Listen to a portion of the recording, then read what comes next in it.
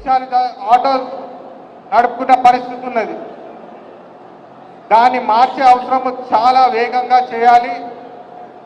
ప్రతి యువతకి ఉద్యోగము ఉపాధి కలిగించేలా పనిచేస్తా అని చెప్పి మీ అందరికీ సభాముఖంగా తెలియజేస్తున్నాను.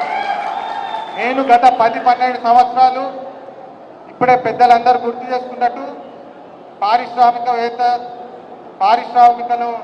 చాలా పని చేసి కృషి చేసి నా సొంత కంపెనీ పెట్టుకొని మా కాకది కాకుండా వివేక్ గారిది కాకుండా నా సొంతంగా నేను 500 మందికి ఉద్యోగం ఇచ్చానని చెప్పి మీ అందరికి తెలియజేస్తున్నాను. ఇప్పుడు ఒక సేవకుడిగా ప్రజలకు మంచి చేయాలని చెప్పి కాక ఎప్పుడు చెప్పేటోడు నాకు గుర్తుంది. కాక నీడల పెరిగిన నేను 10 మంది బాగుంటే మనం బాగుంటాము, మన ఇల్లు బాగుంటుంది, మన రాష్ట్రం బాగుంటుంది అని చెప్పి ఎప్పుడు నాకు నేర్పించేవాడు.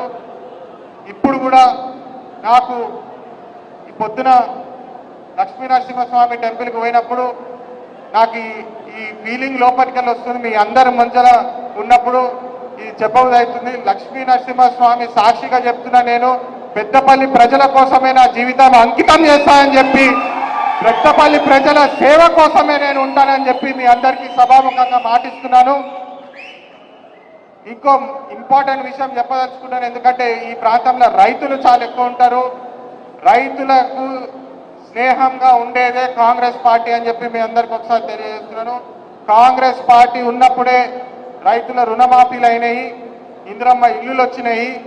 ఇప్పుడు మీరు చూస్తున్నారు అసెంబ్లీ ఎలక్షన్స్ అయిన తర్వాత కూడా మహిళలకు ఉచిత బస్సు ట్రాన్స్పోర్ట్ కానివ్వండి, 500 రూపాయల సిలిండర్ కానివ్వండి, అనేక పథకాలు ఏదైతే 6 గ్యారంటీల్లో 5 గ్యారంటీలు రేవంత్ రెడ్డి గారు మన మంత్రివర్యులు శ్రీధర్ బాబు గారు కంకణం కట్టుకొని తక్షణమే అవి ఇమీడియట్గా రిలీజ్ చేయడం జరిగింది.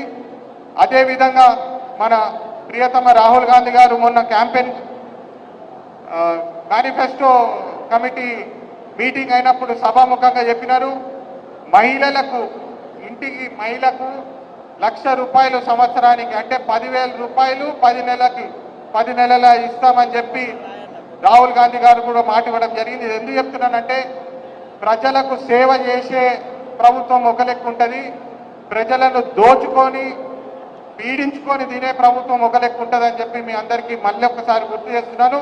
మీ అందరి ఆశీర్వాదం కోరుకునికి వచ్చిన నేనికి మీరందరూ ధర్మపురి ప్రజలందరికీ నేను ఒక సేవకుడిగా వచ్చాను. మీరు ఒక అవకాశం ఇస్తే నేను పెద్దపల్లి ప్రాంతానికి సేవ చేయడానికి ఉంటాను, తప్పకుండా కృషి చేస్తానని చెప్పి మాటిస్తూ జై కాంగ్రెస్. అందరూ ఒకసారి చేతులు ఎత్తాలి. నాకు కూడా ఆకలేస్తుంది, అందరికి ఆకలేస్తుంది, కానీ మంత్రి గారు మాట్లాడతారు. అందరూ ఒకసారి చేతులెత్తి జై కాంగ్రెస్, జై కాంగ్రెస్.